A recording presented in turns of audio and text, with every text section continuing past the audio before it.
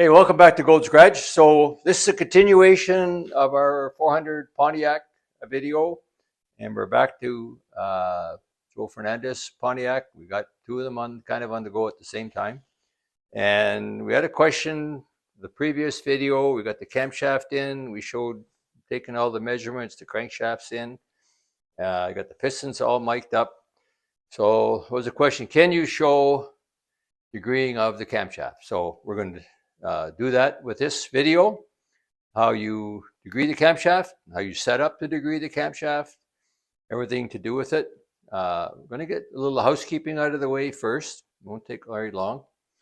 So I mentioned in the previous video, unique things about a Pontiac was that even though the cylinder numbering was the same as a Chevrolet, in other words, the driver's side piston is 1, 3, 5, 7, and the passenger side is 2, 4, 6, 8.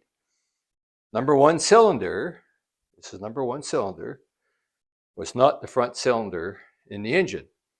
And so we've got a pretty good display. We got one piston in for the purpose of degreeing the camshaft. You always need to have one piston in to do that. And today, on this clip, we're going to show you how you make sure that you got top dead center to start with. But Elliot's going to come around and you can see a visual on this block, and someone asked a question on my channel, so I tried to show them. So the real measure is that number one piston is not the front cylinder. So number 1 and 2 share the same journal on the crankshaft, but number 1's at the back. So we put the camera right down into the, looking through number 2 cylinder hole, you can see that the journal or the connecting rod for number 1 piston is at the back of the journal. And that's the front of the engine, okay, there. And well, you can see that already. And so, make my point again. Pontiac's unique in that number 1 cylinder is not the front cylinder, even though it has the same piston numbering system and the same firing order as a small block Chev, 184365572, of course. And that's how that works. So, hope that helps, because someone asked that question, and if someone asked the question on my channel, probably other people are thinking about it. So I thought I'd try to help you with that. So to degree the camshaft, first of all, is the setup.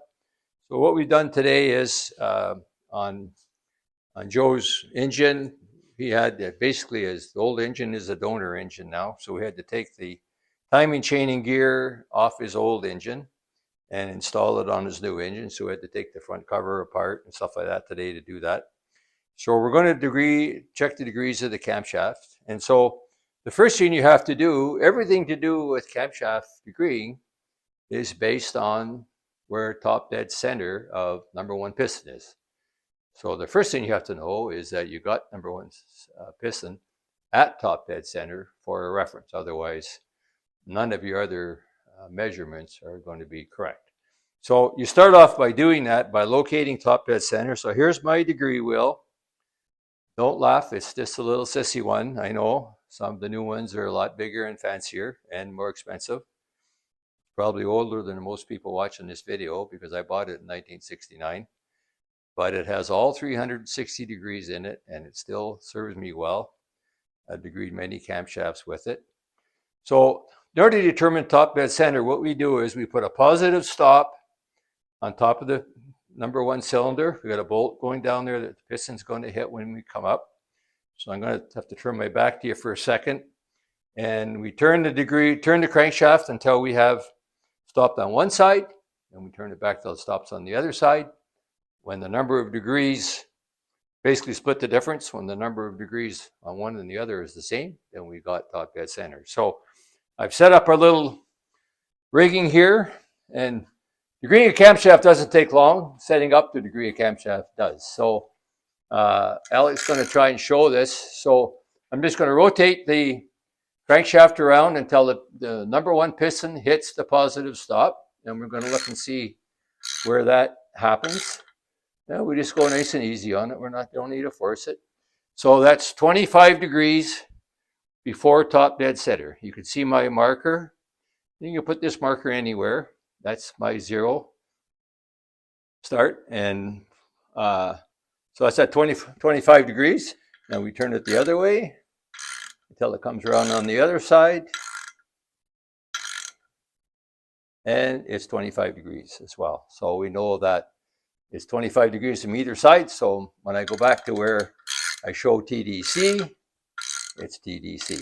So when I go to back here, when I take the stop off, I go to TDC, I got my TDC, and that's the reference point for all the measurements. Now, I'm not sure if Ali can show it in here. This is the cam and gear and chain we took off of Joe's other one. So this is there's multiple keyways in this crank gear.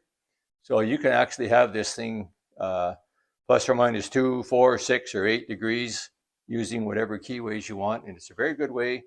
If we have to move this, that's how we'll do it. We'll pull the gear off and rotate the gear if we have to move it. And if we find this cam is 109 degree lobe center, which means the intake valve will, center line of the intake valve occurs at 109 degrees after top dead center. So the next clip, we'll take this setup off. We'll get a push rod and a valve lifter in place, and we'll start measuring the activity of the cam. This clip might not look like it fits in because we actually did all this yesterday, and the clip that we made to green the cam, when I looked at it, was a little confusing, so we thought we'd do it again. We want to get this right and make sure we don't create any misunderstanding. So we're doing it again. So since yesterday, I got all the pistons in, okay, which when we showed finding top dead center, we only had one piston in and didn't have any rings. So one thing to show, since yesterday, we have, with all the pistons in, we measure as we torque each connecting rod with a torque wrench, and the torque for the ARP rod bolts with ARP lube on them is 40 foot-pounds, and we measure the torque to turn, how much torque it takes to turn the engine over. And so we're under 30 foot-pounds. So for an engine this size, rings are fresh, not broken in, the hone is fresh, and the rings and the hone don't know each other very well yet. So it's going to get better in time. But that's good. There's no binds. It went together nicely, and the pistons went in. I showed already in a subsequent clip, you're going to see me putting a piston in.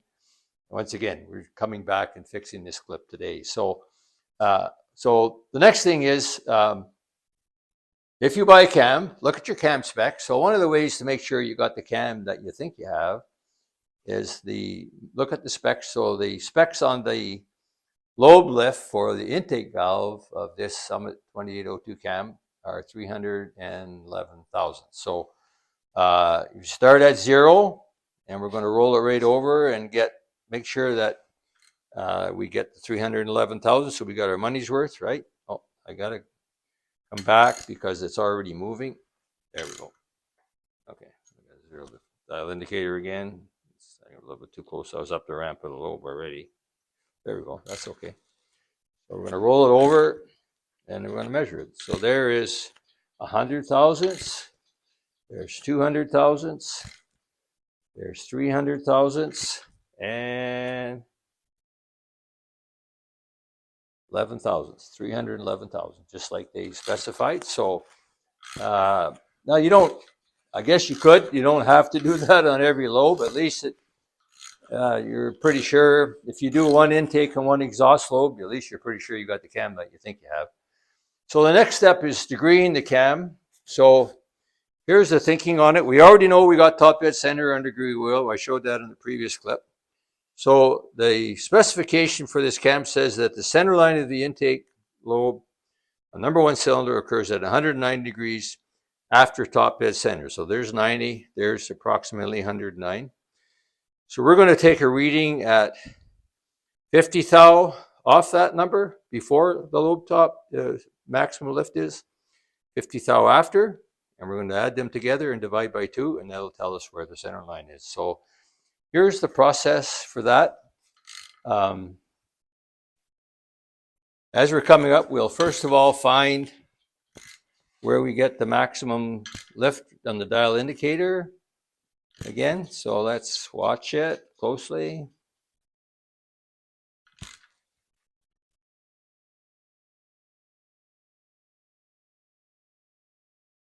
311 thou. So roughly, this is not the final measurement, but just to give you an idea.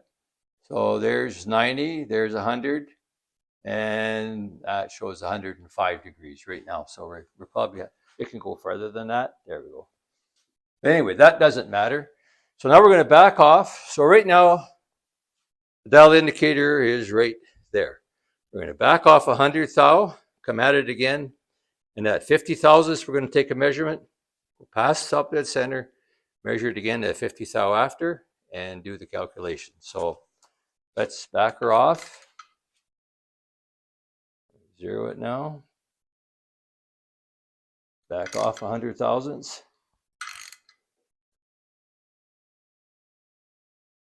And we're going to tighten up 50 thousandths. And it's 67 degrees. So there's 50, 65, 67 degrees. I'm looking straight on. It's hard for Alec, the camera, to get that. So this first measurement occurs at 67 degrees. Okay. Now we're going to go past top dead center. Again, and come back to 50. And take another mark.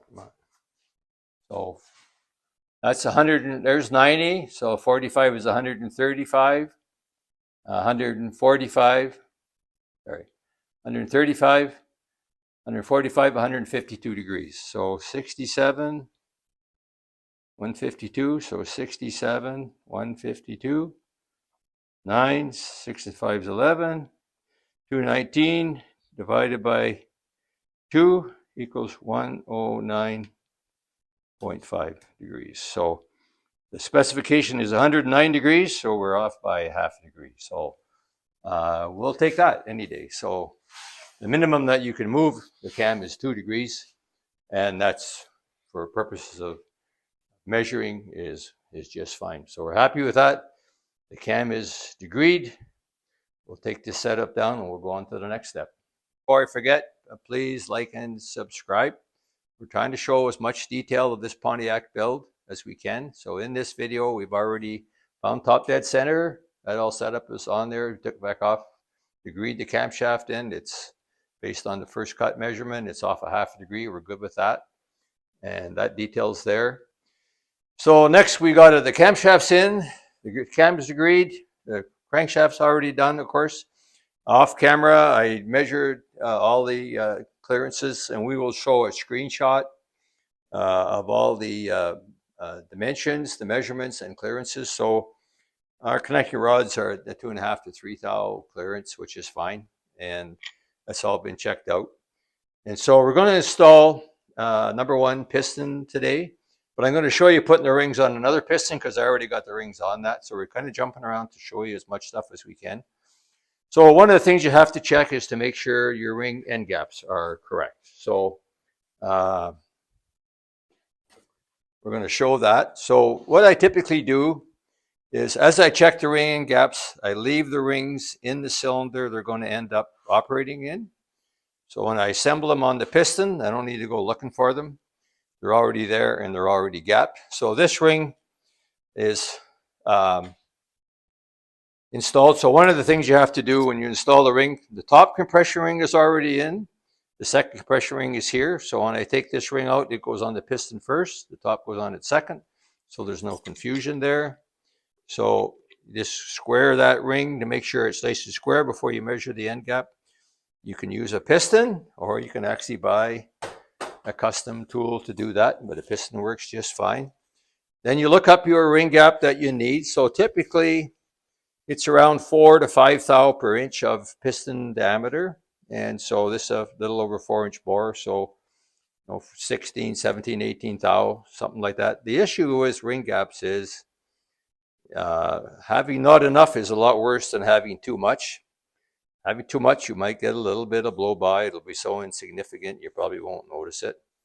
If you don't have enough and the rings expand, and that gap gets taken up and they want to keep expanding, they will destroy your piston and it'll destroy the rest of your motor. So you want to make sure, but most rings that come Unless they're a file fit design ring, they'll have plenty of gap if everything else is right. So there's the gap. We just take our feeler gauge and it fits nicely in there. So we know we got sufficient ring gap. So I've done that. We've already got the rings on most of the other pistons. I've done that for the other ring. So I'm going to show installing it. So piston's set up in our vise here.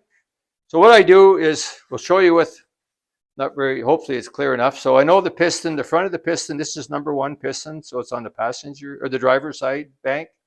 So the piston, the front's pretty small, so I put an arrow. So if that's front, we want the top compression ring to be on the passenger side bank or to the right of the engine.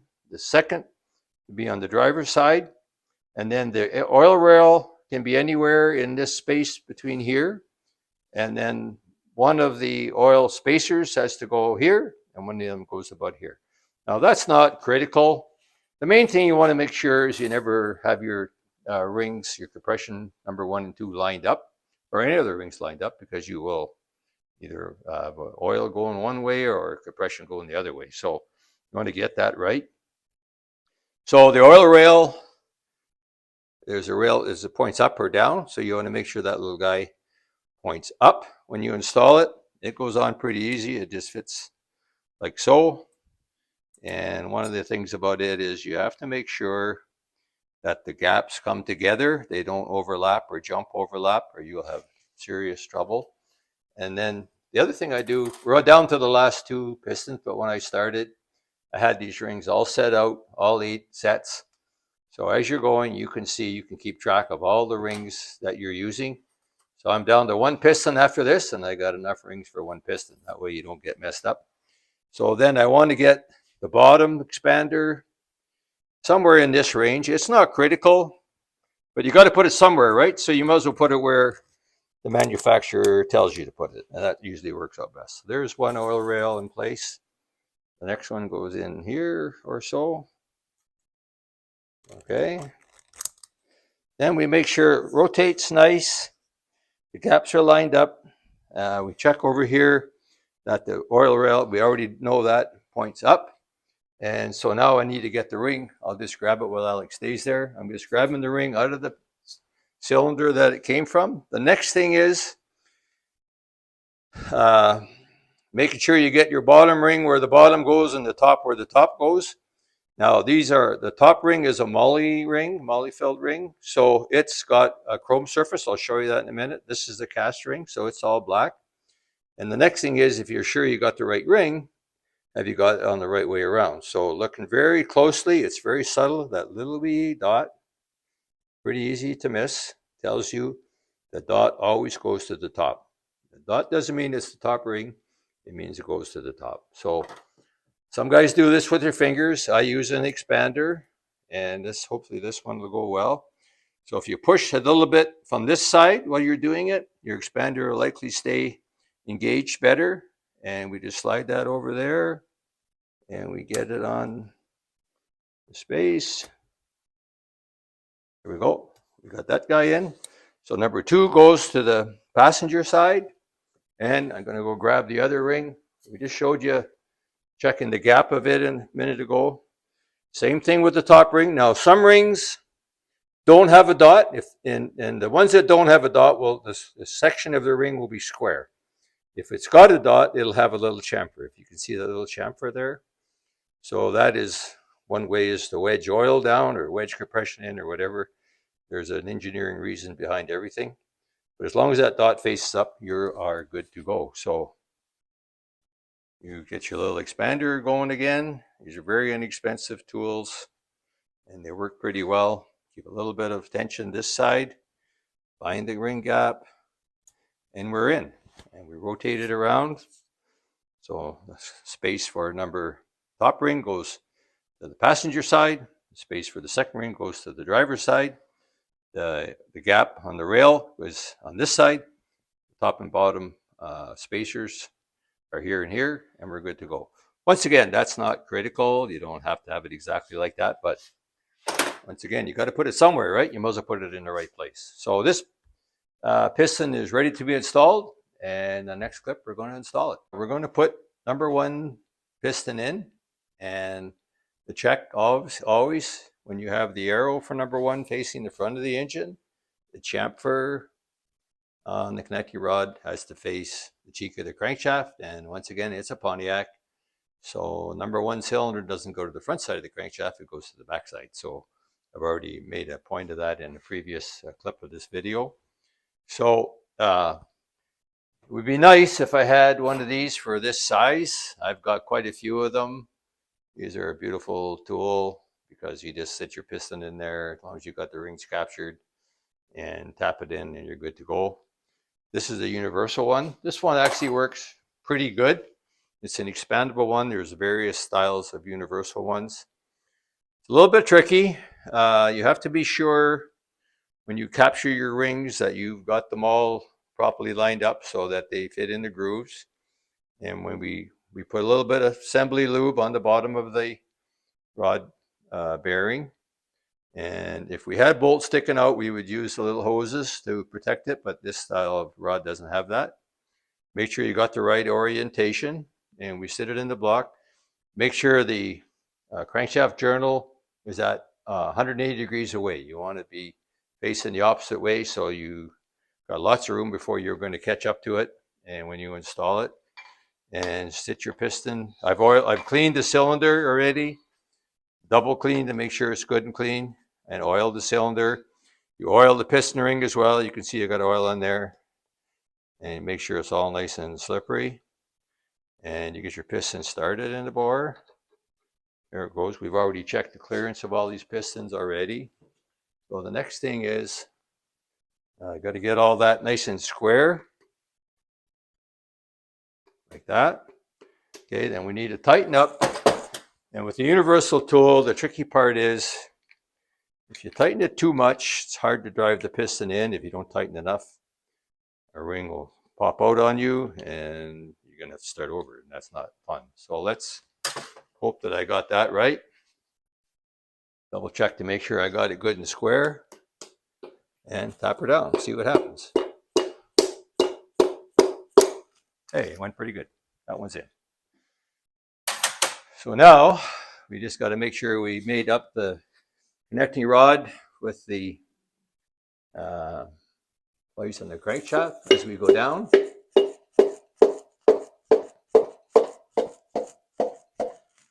And I'm using my hand down there. You can't see that very well, but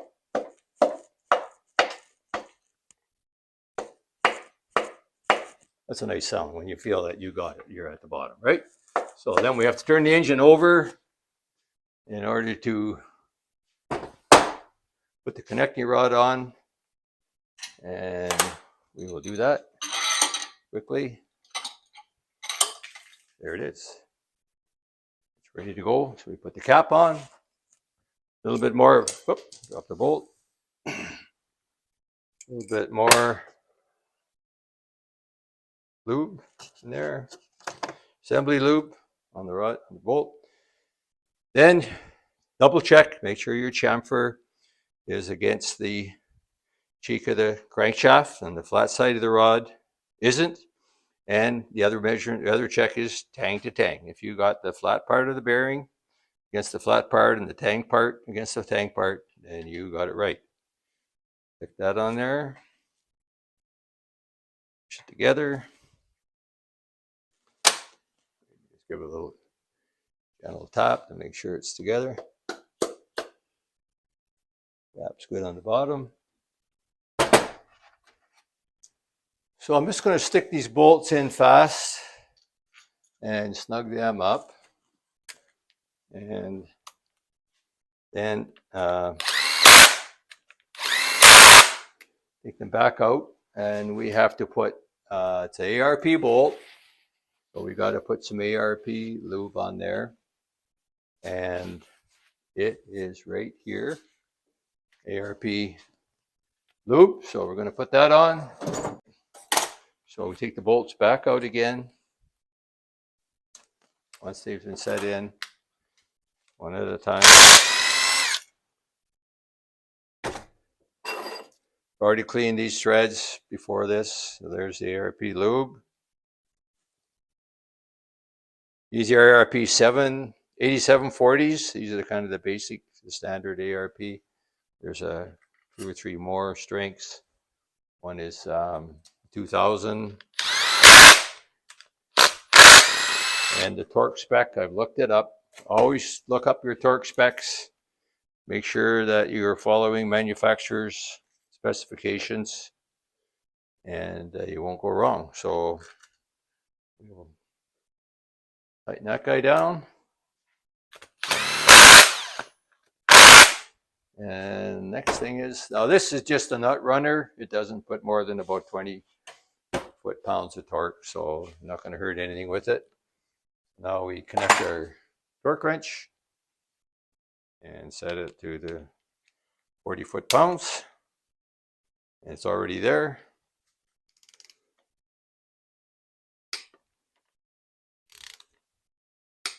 And we got one piston in. That wasn't too bad.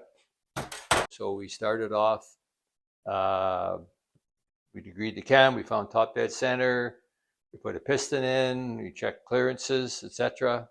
in this video. And so the next thing we have to do, all the pistons are in, everything went in nicely. And we've got a tip of the day coming up about piston orientation, because when we got these pistons from the machine shop, they were actually backwards. So I'm going to talk about that. So what we've done, taken down the setup for our degreeing and top dead center. Probably should have done it at that time, but the way what we need to do next, we need to know our compression ratio, our dynamic compression ratio, and what compression pressure we're going to expect to see, and what quench we're going to have. So we need the information we need to know for that.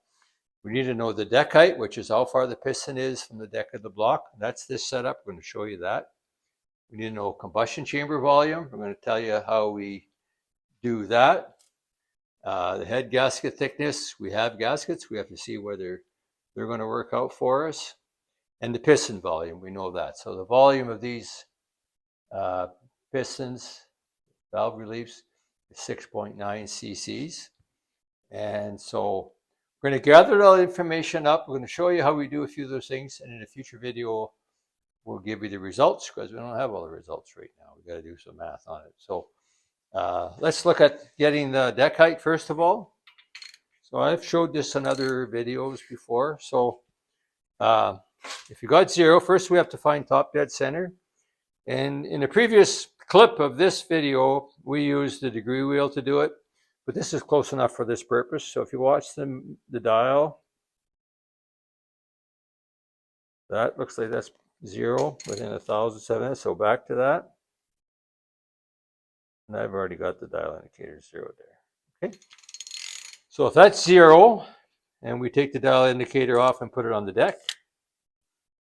here we got about 28 thousandths of an inch. And we've tried this in many different places on the deck, and we get the same result, 28 thousandths of an inch. So that's how far the piston is down the hole, and that's part of your compression calculation, and it's part of your quench. So your quench is that number plus the thickness of your head gasket. So if we want to get our quench in line, we have to look at what head gaskets we're going to use. So the other thing is the combustion chamber volume of the cylinder heads. So these heads have both been cut. We've actually checked, made 2 checks on that cylinder head, and we're going to make one on this one. And so the process is we fill our burette up to the 0 mark, and this is just Windex, by the way. It works great. You can see it well, and it flows pretty well. And we do it 2 different ways. One with this plexiglass plate, and we use a little bit of Vaseline to seal it. And put the weights on here like this, and that helps to kind of hold the seal down. And then we just turn this guy and start filling the cylinder. Spark plug has to be in, and we watch it flow. That's a little tricky because sometimes you get air bubbles and they're hard to get out, and you got to make sure you do get them out if you want to be accurate. And we also do it the other way without the plate. And the risk with that is you get a little bit of meniscus. So meniscus is the adhesion of the liquid over the top, so it can actually kind of overfill the chamber for you. So you can see it's kind of filling out there as we go. So this is just kind of for exhibition. And we're leaking out there. So that's about 72 cc's, but we have an air bubble here. This is for demonstration. Our result was 73 cc's. So this would be what we would call a cobble because I'm leaking, so it's not accurate now. But that's the process. So in order to get it right, it's a little tricky. We might do it 2 or 3 times. We did it a couple times on that head, but we're coming out to about 73 cc's. And that's, I think these heads are 74 before they're cut, and the surface have been redone. So that's where the other cc went. So we're going to put all this information together, find our compression, find our deck height, find our quench height, and come back to you on a future video. Okay, here's the tip of the day, and this is an interesting one. It ties in with some of the comments. And the tip really is check, check, check. Don't trust anybody, even if it's me. And here's a good example. This engine the machine work was done by a reputable machine shop, well-established, long-time reputable machine shop that knows how to do stuff.